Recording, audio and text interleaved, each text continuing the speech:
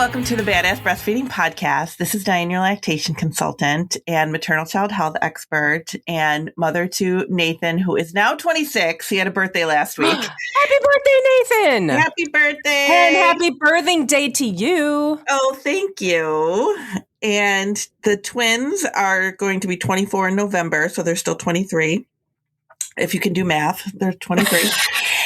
And yeah, he was very sad because it was his first birthday without any family or anything. Oh, so he was kind of sad about that, but he took himself out for dinner. Does he have like any? I know he's new out there, so does he have anybody he hangs out with yet? Or I mean, he's got work people that he hangs out with, but you know, he's not all the time. Yeah. He likes it there, except for anybody who hasn't been paying attention. My son moved to Arkansas. I live in New York, and he moved to Arkansas. So he's by himself in Arkansas.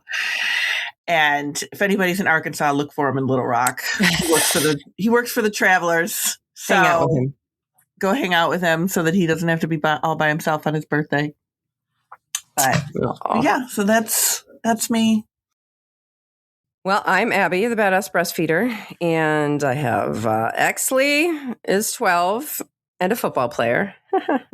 I feel so very cool. And Jack, who is going to be 15. Actually, if you're listening to this, he just turned 15 a couple days ago.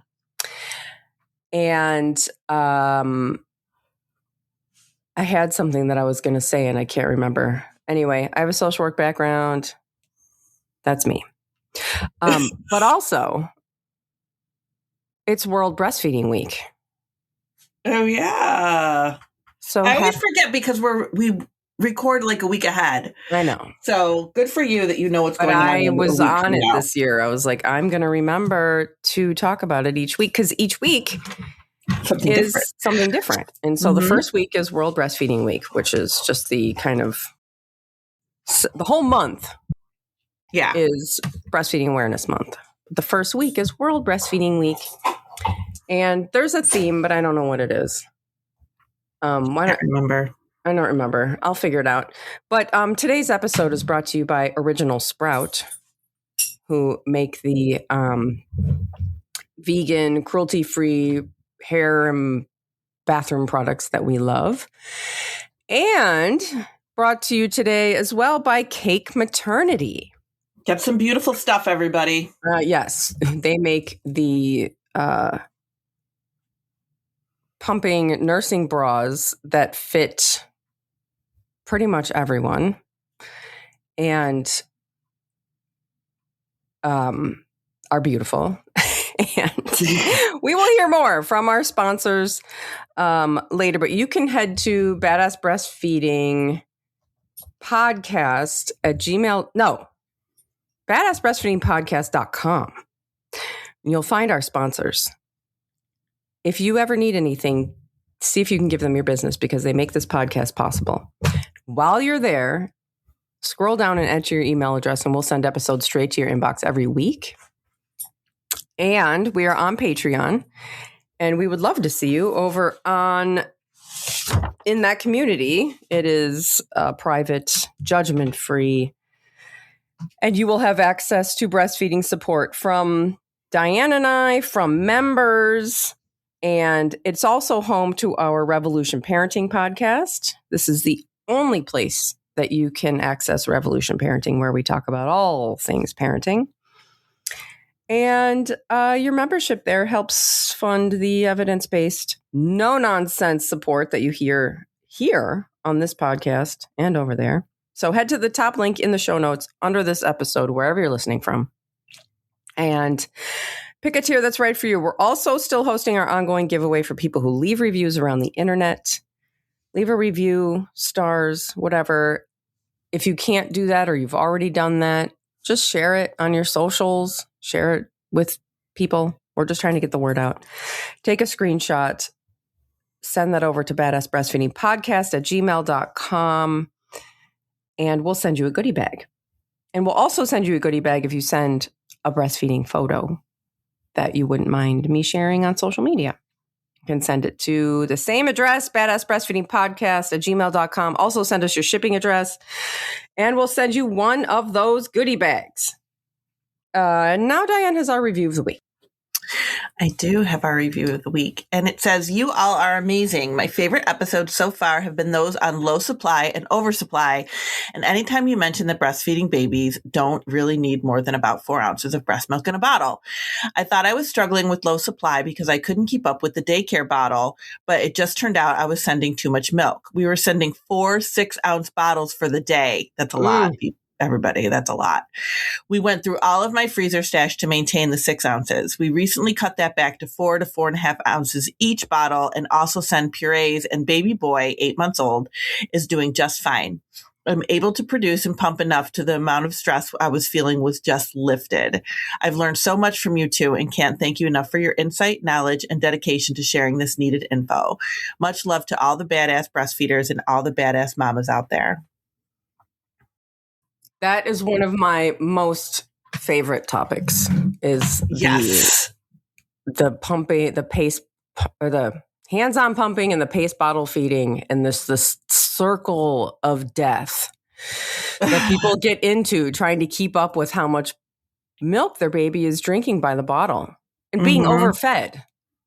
Yeah. Because they can't stop. They can't stop. They're like, oh, the baby just keeps drinking milk. Yeah, because the bottle's in their mouth. Right. It's not like breastfeeding where they can just stop. They'll take it. And they don't need that much. I mean, she was giving, that's a lot in like an 8-hour day. Full day. That's milk, right? In 24 hours. Babies will take like anywhere from 25 to 30 ounces a day. And that would be 24 ounces, right? 6 times 4 is 24. So that's 24 ounces. And he still feeds probably with her in the morning and at night. And when she gets home from work, like how much is this baby really is taking in? So that is a lot. You can definitely cut that back. So I'm glad that we were able to help her with that. That's really important because you do go through your stash. Yes. Trying to keep up. Yep. When you're giving too much. Yes. And then they're like, how can I pump more milk? I'm not pumping enough milk because I'm not pumping 6 ounces every time I pump. Okay, that's not a normal amount of milk to pump. Right. You're not going to pump that. It's crazy. Yeah. So that's great. I'm glad that helped her. Yeah, me too. Yeah. I also have more information about World Breastfeeding Week in 2006. Okay. The theme is prioritize breastfeeding, create sustainable support systems. This theme emphasizes structural change rather than short-term encouragement, highlighting the need for reliable healthcare support, workplace accommodations, community programs, and policies that protect breastfeeding. So kind of like the same thing that we've been shouting about all along.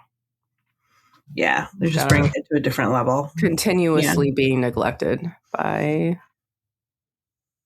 everyone. By everyone.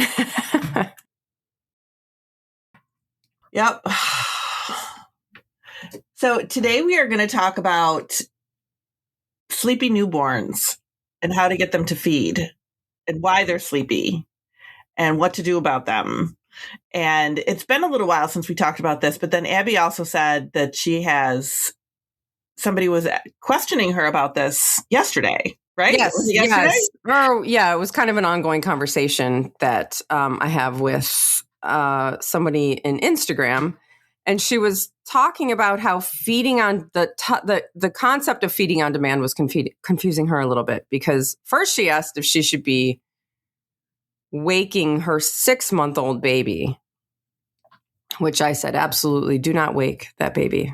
That's too old to be waking up. That baby is allowed to just sleep. But then it was confusing to her because she was wondering, like, we're feeding on demand. So if the baby has been sleeping for about, say the baby's a newborn and it's during the day and the baby's been sleeping for 3 hours. Do we wake the baby? or do we not wake the baby? And like the feeding on demand was kind of just that. And I have to agree, feeding on demand, this phrase is a little broad. Mm-hmm. You know, it's like, oh, just feeding on demand. So we're just going to feed whenever. But there are things that you need to do to be intervening. And I think feeding on demand just means that we're not withholding the feedings. Yeah. You know, we're not like, oh, well, it's only been an hour, so you shouldn't be hungry, little baby. So it's not time to eat yet. Well, the other thing too is that babies show feeding cues when they're kind of half asleep. Yeah. So if our new like early feeding cues are the baby kind of like maybe rustling around a little bit, maybe turning their head a little bit, like the baby could be doing those things while they're sleeping. Mm-hmm. And the mother's like, oh, the baby's still asleep. What should I do? Like, that's an early feeding cue. Yeah. That's fine to scoop them up and get them ready to feed when they're doing those kinds of behaviors. So that's totally fine. But feeding on demand, yeah, you're just watching the cues and getting the baby when they're ready to feed. If that baby is solidly asleep, they're not going to feed well anyway. So it's kind of hard to like get a baby that's like rock sleeping to wake up for a feeding. Yeah. So watch for those cues. And if it's been 3 hours and they're still like solidly asleep, I would just really watch for those cues because they're probably going to start happening within the next half an hour. Yeah. So they're not going to go, forever without eating. No, but if you do have a newborn, and like kind of what we're talking about today with sleepy babies, is that they also can be difficult to feed. Yes. Because while you're still asleep, but you need to eat. Yeah. And there can be there are certain situations that can kind of make babies be really sleepy in those newborn days. And when we're talking about newborn, we're talking about like in the first week. And there's some, very specific things that cause them to be really sleepy. First, we're talking about like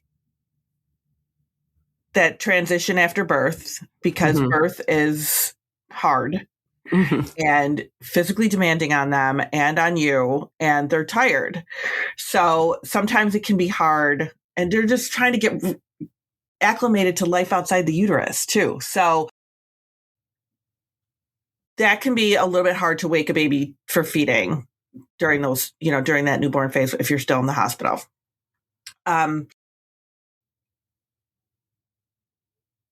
Jaundice is another one. And I know we've got episodes on jaundice, but jaundice is like, if your baby's jaundiced, they are really sleepy and they can be really hard to wake for feedings. And it kind of becomes this cycle because babies that are jaundiced need to eat to poop out the jaundice, but they're too sleepy. So they don't eat well, and it becomes this cycle, and it's really frustrating. So a lot of times that's when babies are being supplemented in the hospital because of jaundice, because they're just not feeding well. So situations like that are great if you're like able to hand express some colostrum to give to the baby. You can pump, but colostrum doesn't pump well. So if you're pumping in the hospital and you're not seeing anything, that's pretty normal because colostrum just does not pump well. You can hand express it very easily, but you just can't pump it very well.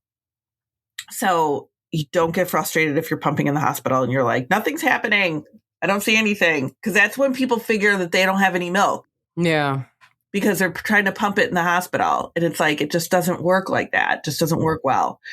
So hand expressing some colostrum and giving it to your baby can really be helpful in jaundice situations.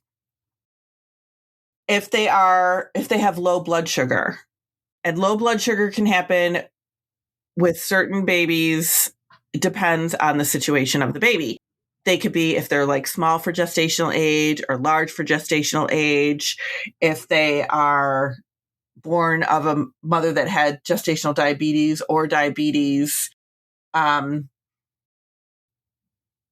if they are not feeding effectively, they might have low blood sugar, which will cause them to be lethargic or less responsive or just sleepy, difficult to wake for feedings. So if there's situations like those that can kind of make those feedings really difficult. So what you can do in those situations is strip your baby down, like strip him down, put them skin to skin with you. I know that seems counterproductive because babies love to be skin to skin, and then it seems like, oh, they just relax and go to sleep when they're skin to skin. But if they're skin to skin with you, that'll help them to know where they are. They'll be able to smell the breast. They'll be more likely to try to find the breast if they are skin to skin with you. So just strip them down. And that also, stripping them down just to their diaper helps to stimulate them as well. So we want them to be stimulated to kind of wake up and check their diaper. Changing their diaper can also help to stimulate them and wake them up a little bit. But that skin to skin piece is going to be where your money is, because that's going to really help them to kind of come around a little bit more. And when they are feeding, if they're sleepy, like what they can sometimes do, and this is hard, like also like medications that you might have had during labor. That's another reason why they might be sleepy. It's harder for their system to metabolize through all that stuff. So it could be that they're sleepy from, some medication that they got as well. So when they are at the breast and they're feeding, you might see that they're do a few sucks and swallows and then just fall back to sleep again. That is so frustrating because you just want them to feed and be done with it. Right. Yeah, try to get them to like feed a couple times. Breast compressions where your hand is at the breast and you're massaging that milk down to them, down into their mouth. That is really helpful for babies that are this age. So breast compressions, switch them. If they're dozing, switch them to the other side. Get them to try to, that'll help to kind of wake them up and keep them going a little bit better. It can be very time consuming with babies that are sleepy. This is just a newborn thing for the most part. It doesn't last forever. So try to just kind of do as much as you can. Lots of skin to skin, lots of switching them at the breast, lots of breast compressions. That stuff really is helpful to these babies that are sleepy. We should you want to take a break and then we can talk about the older babies that are sleepy, like past a week? Yeah, we'll be right back.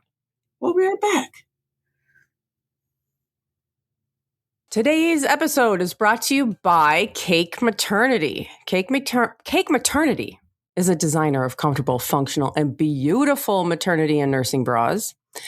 As mothers themselves, they understand that no two breastfeeding journeys are alike. They've spent over 18 years developing their range of styles, which include hands-free pumping bras, supportive nursing sports bras, and lace plunge nursing bras to skin, birthing bras, comfy sleep bras, and everything in between. They also understand the changes our bodies go through during pregnancy and breastfeeding, which is why they cater 28 to 44 band sizes and A through N cup sizes. And they are now shipping from the United States. So regardless of your size, style, or whether you're breastfeeding, pumping, or both, Cake Maternity have done the hard work so you can focus on what's important, nourishing your baby. Shop their range of maternity and nursing bras, clothing, and accessories online at cakematernity.com, like birthday cake. Use code BADASS15 for 15% off of your purchase. That's code BADASS15 for 15% off at cakematernity.com. And today's episode is also brought to you by Original Sprout. And Original Sprout is the maker of our favorite hair and body wash and styling products that are cruelty-free, vegan, phthalate, parabens, sulfate-free, and they're perfect for the newborns that we are talking about today and also the smelliest of people in your house. And they are running a deal for the badasses this week. It is the 10-ounce worry-free shampoo. When you buy the 10-ounce worry-free shampoo, you will get for free the conditioner along with it. So head to originalsprout.com and use code BADASS26 when you order your 10-ounce worry-free shampoo, and you will get the conditioner along with it for free. All of our sponsors and the promo codes can be found in the show notes under this episode, wherever you're listening from. And you can also head to badassbreastfeedingpodcast.com, where you will find all of our other episodes, our favorite resources page, and information about scheduling your very own one-on-one online lactation consultation with Dianne. So I'm on the Cake Maternity website right now. They have absorbent cups, so you don't have to wear nursing pads anymore. Oh my God. It's amazing. That is really cool. So it's just like a nursing pad in your bra. Yeah. It says they utilize period underwear technology for leak-proof comfort day and night. That's perfect. Yes, in your bra. It's perfect. Oh my God. Everybody has to get these. Do it. Their stuff is just so pretty. I know. It's like we're so lucky to be alive right now. I mean, there's so many things that suck, but like nursing wear is so beautiful now. I know. It really is. I had such ugly stuff back then. Ugh, I know. Oh my God. It's come such a long way. I know it. Okay. So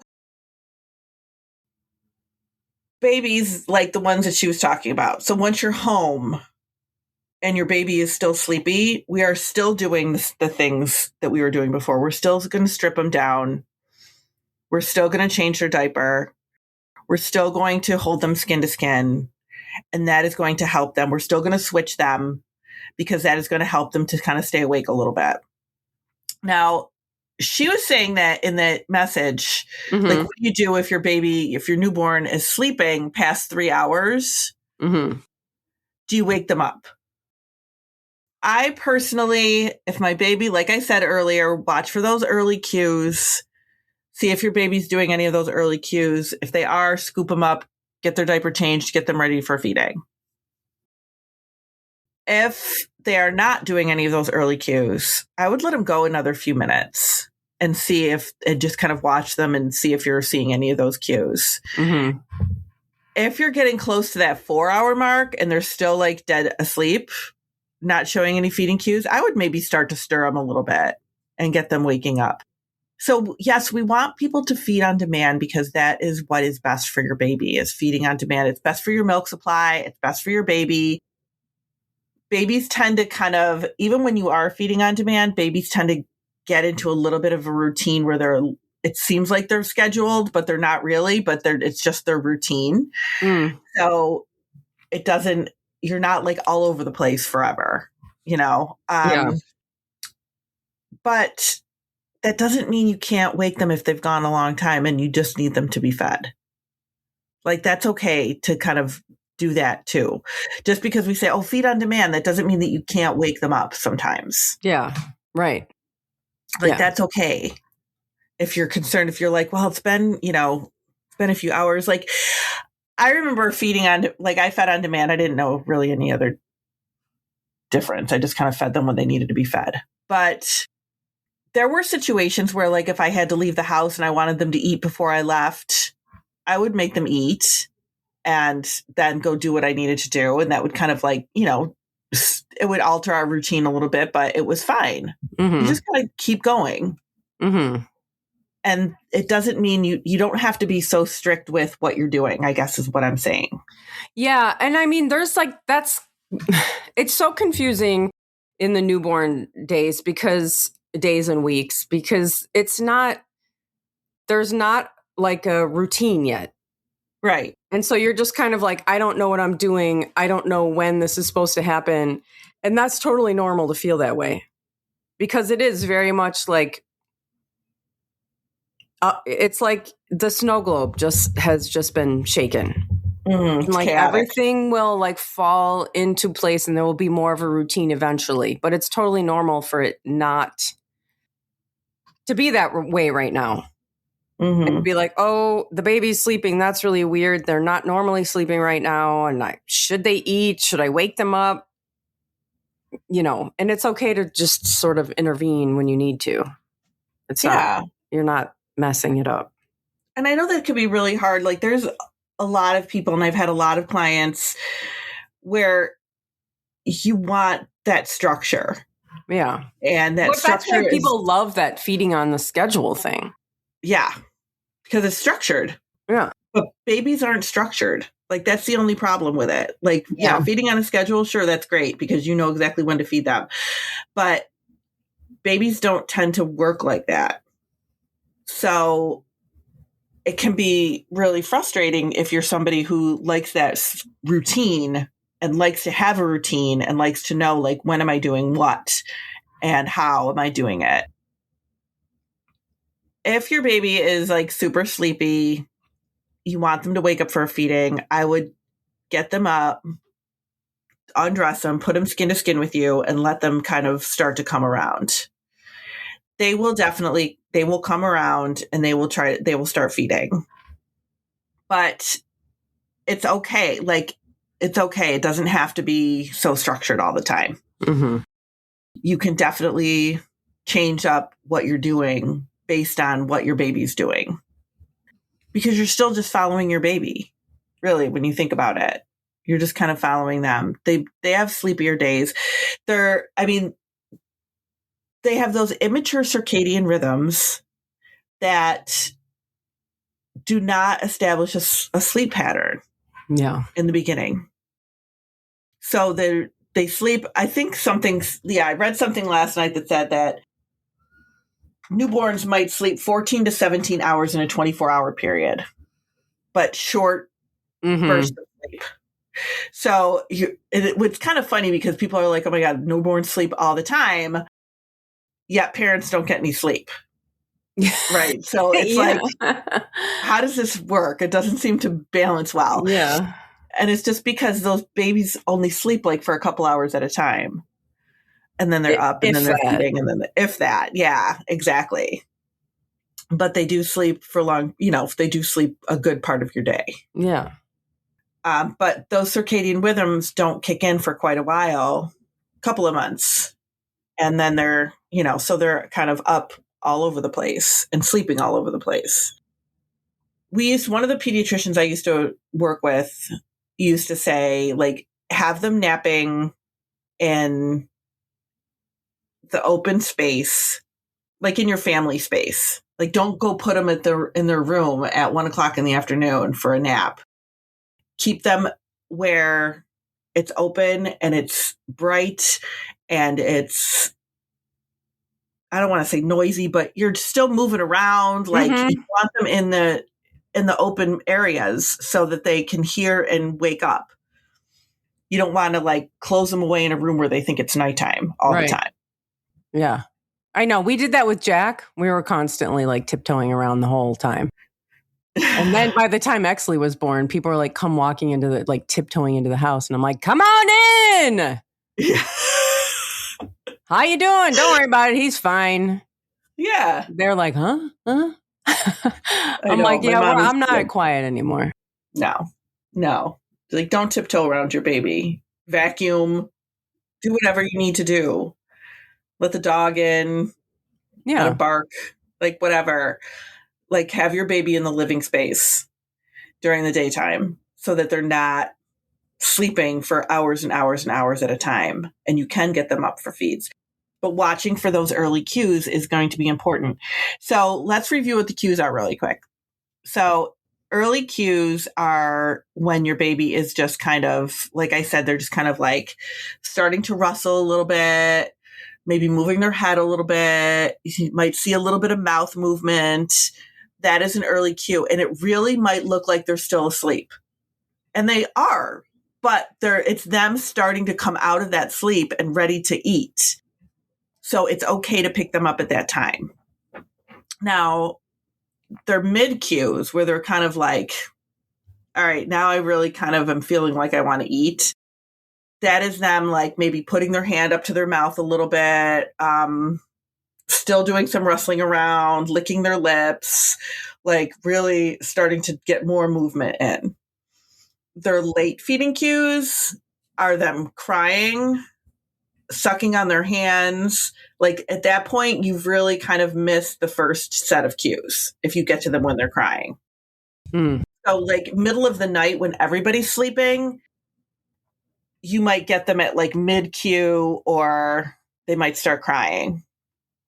You might, a lot of times people, if a baby's right in the bed with you or if the baby's sleeping right next to the bed, you hear them start to rustle around and you just wake up and get them and feed them. Like that's totally fine. But that's also what you can do during the daytime. You can just watch them. If they start to rustle around, get them up and feed them because that's them telling you that they want to eat. They don't have to be fully awake for them to tell you that they want to eat. So just kind of start watching for those cues like you do during the daytime when they're awake. Mm-hmm. Watch for those cues when they're sleeping too. Like, you know, when it's them starting to come out of a nap or when you think it's, you know, oh, they've been sleeping for a couple hours. It's time for them to eat. Let me see what's going on. Mm-hmm. Start making some noise. Start moving around. See what they're doing. Are they rustling around a little bit? Are they starting to move? Are they starting to get a little bit antsy in their crib or in their little bassinet, wherever it is that they take their naps? Then, you know, get them up. Start getting them up, get them ready to go. But you don't have to be so structured with it, which can be hard if you're somebody who likes routine. But in the beginning, it really is, like Abby said, like somebody shook the snow globe. And it's just all over the place. Yeah. That's okay. Yeah. That's okay. It'll settle. Yeah. And yeah, it'll settle. And they need to eat. So you're not breaking them by waking them up. They need to eat. Yeah. Yeah. So it's okay. But a 6-month-old, like it. Oh God, no. When she was first starting to, her first bit of the message, her baby was 6 months old and still sleeping at the 3-hour mark. I would let that baby sleep. Yes, yes. They know when they want to eat by that age. So let them go. Yeah. So when do you stop? When does it become like we can let them sleep? When do we stop waking them up to eat? Certainly when they've made it back to birth weight. Right, right. Yeah, I would say by about a month. Okay. You could probably stop that. Yeah, and that's it. All right. Well, thank you for listening. Thank you. Bye. Bye.